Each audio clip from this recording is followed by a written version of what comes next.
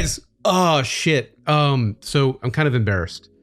But you know, I can't stand also this one thing on the internet where everything feels perfect, right? You go on social media, you go on other YouTube videos, and they're always crisp, they're clean, they're overproduced. And while I have fun with the editing and I have a fantastic editing team, the one thing I did not want to do is pull off a video where I did make a mistake. By the way, little fun fact if you guys didn't know, there's both a wildfire and a hurricane right now headed to where I live in San Diego. Kind of crazy.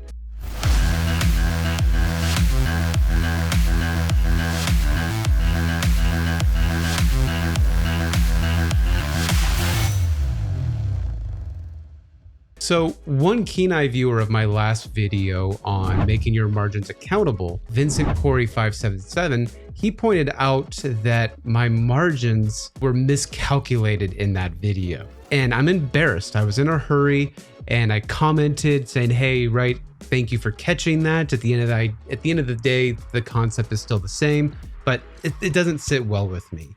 And last night while I was at the Padre game, it just ate at me. Shit!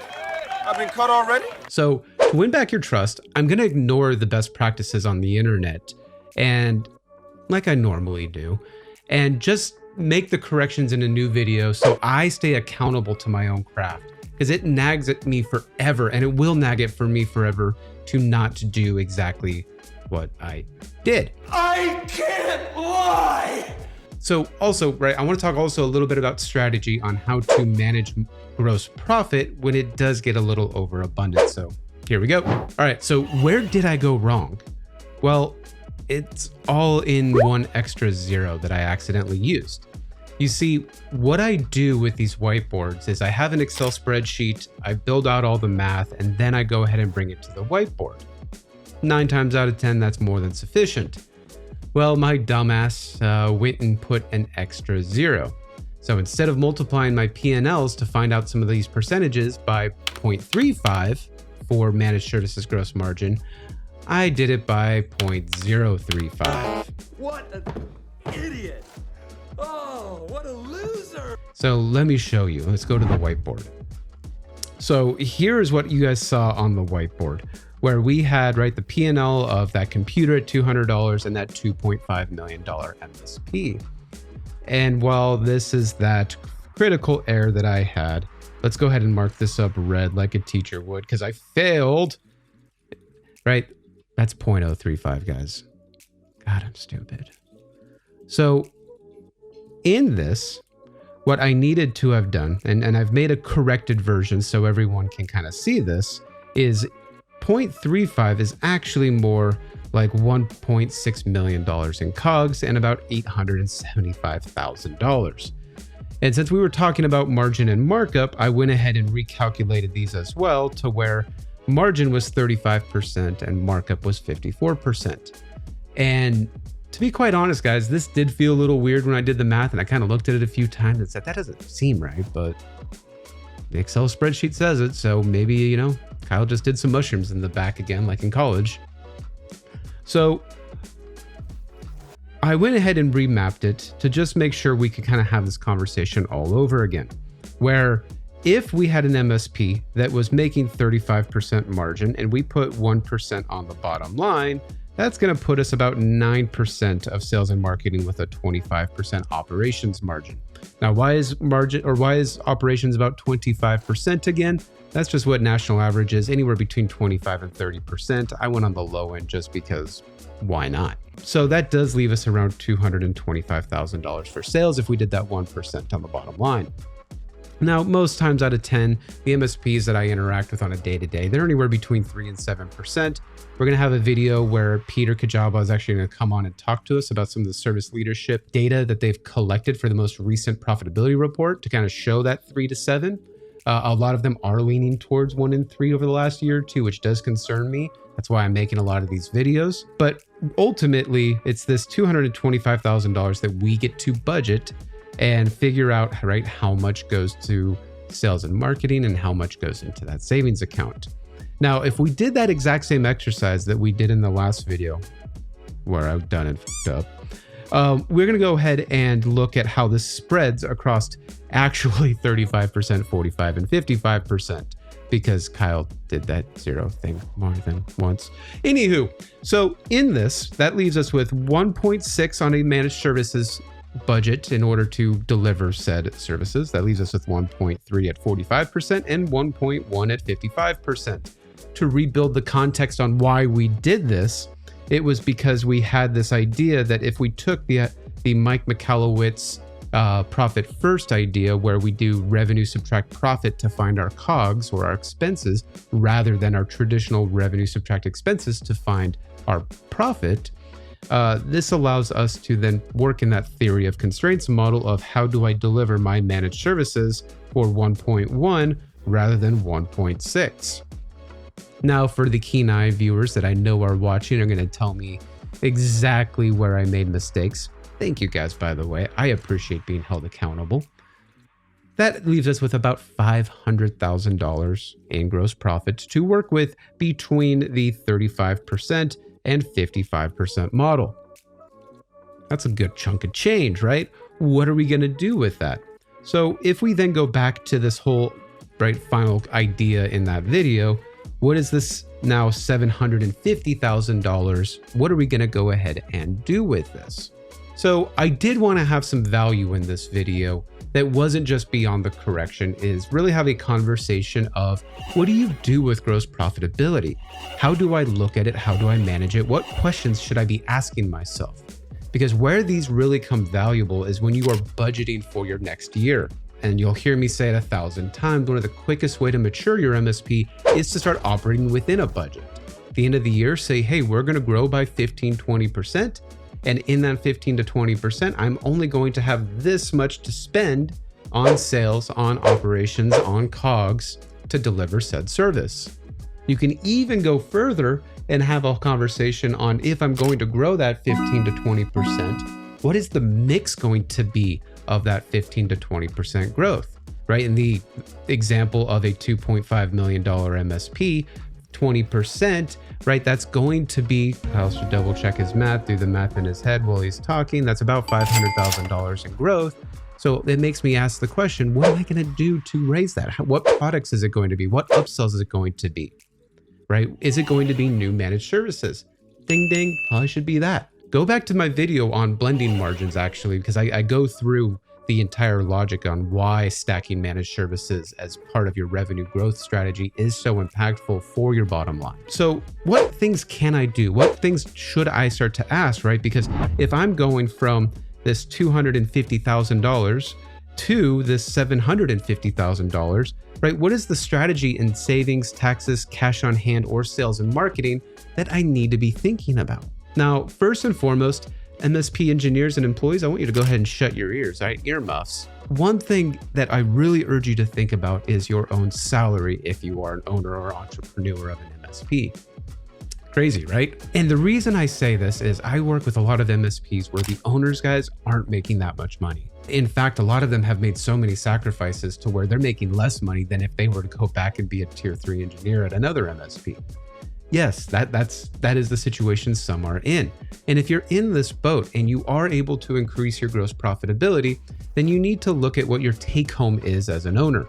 Now, depending on what your vision and your goal is for your MSP, how you pay yourself, whether through distributions, if you're a LLC or S Corp, whether it is dividends, if you're a C Corp, or whether part of it is a salary if you're an S Corp and have to do a mixture of distributions and salary, you still need to ask yourself, right? Am I making sure that I am getting valued for my time? Am I getting some type of ROI back on my time because I made that risk? Or not made that risk, but I took that risk. And right, I should have some level of reward on it. There is some tax strategies in this that if you are an S Corp or LLC where you are mandated to take a salary as an operator, as a CEO, as a whatever you want to call the title, and I'm no tax guru, but I've done this enough times, even in my own businesses, to understand this, that there is a strategy in paying yourself a salary. There is a tax burden, and it does allow you to do things like 401k matching. It does allow you to pay yourself a fair wage. It also allows you to have some social security. So just kind of keep that in mind that maybe you do need to increase your salary as the profit goes up. So that's one way. The other way is to increase your cash on hand position. Now, cash on hand is tough because it's still seen as profit at the end of the day. And I see a lot of MSPs, or a lot of small businesses for that matter, are afraid of bringing in too much profit. To be quite honest, I remember for years my old man telling me that he wanted to break even because he didn't want to have to pay profit. And there is some validity to that, guys. But what we do need to think about is that as we grow our business and scale our business, we are going to have situations where we do need cash in the bank. What happens if we have a day where our biggest client fires us? We need to be able to keep our staff around to be able to work on the future clients or help us sell and find new clients. What if there's a catastrophic day where you have 4 or 5 clients fire you in 1 month because you do have a breach or you do have a cyber event that takes your entire staff and they ignore the rest of the clients? They go focus on the client that is in pain, right? We need to have that safety net. Typically, when I ran my MSP or my consulting business, I always tried to have 2 to 3 months of full operating costs in the bank. So part of extra profit, I want to take, that 30, 40% of it, go ahead, put it in the savings account. Also good practice, just have that be routine. No matter what your profit is, try to always put 30 to 40% in. Also, what if I want to develop a new product or line of service? Now, what I see so commonly in MSPs is we go ahead and do it with our gross profit, right? We'll go send one of our billable resources and say, hey, go take a course on this new product. Go bury yourself at a convention and go take these webinars and go take these other things that vendors put on. And we spend all of that gross profit in order to develop our product. And then we wonder why we don't have money on the bottom line. So when we're able to budget, hey, we're going to go ahead and spend $50,000 towards this new solution, right? Go back and rewatch my video about the best practices in developing product. I'm now able to say, I'm only going to spend 50 grand developing that product. And I want an ROI after 7 months, 8 sales, whatever the target is. Maybe we want to hire an additional employee. And right, there's many different reasons on why we would do this. Say we want to start a cybersecurity practice and we are mature enough, right? Kind of what we talked about with Wes Spencer, where sometimes we're not mature enough because we haven't hit a good profit margin, or we just don't have enough revenue to support a full new department and service offering. So, right, maybe I do go and put some of that profitability and say, hey, I'm gonna go hire one dedicated employee and we're gonna have him 100% focus on building that out so that he doesn't have to flex his time, or she doesn't have to flex her time, so that it's between, I'm gonna go work help desk 50% of the week, and then I'm gonna go build cybersecurity the other 50% of the week. Guys, stop kidding yourself. It's never gonna be built, or it's gonna be sloppy.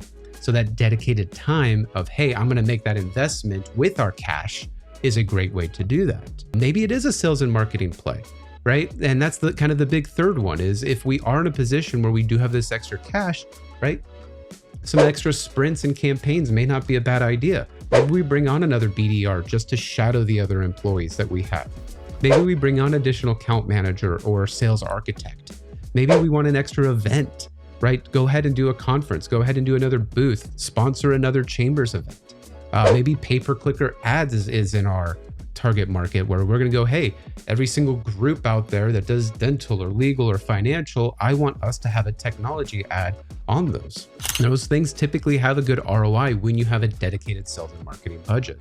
Last but not least, guys, maybe I want more back office or leadership positions. Maybe I need to budget that for those. Because when we look at an MSP structure, maybe there's a situation to where now as an owner, I'm spending so much time to get that 55% margin that I'm going to use some of the spoils of that effort, and I'm going to bring on a service manager. I'm going to bring on an operations manager. I'm going to bring on a finance manager, right? I'm going to bring on maybe an actual COO to help me run the business. Because one of the single greatest things you can buy yourself as an entrepreneur is time. These hires will allow you to delegate critical tasks to allow you to focus on your business as a whole, right? When we look at this increase in gross profit, we do not always have to just dump it into sales, guys. It's just sometimes maybe a good idea to add a better foundation to your fort. More info to come on this Fort blueprint idea I keep talking about, by the way. Anywho, guys, that's it for this correction. I didn't want to make this too long of a video for once. And hopefully there's value in me being transparent and not taking down the correction and making it perfect. List comments below, right? Is it annoying to have to watch 2 videos? Would you have rather me deleted the old one and corrected it? Do Do you like this kind of perspective? Just kind of let me know what you think about this.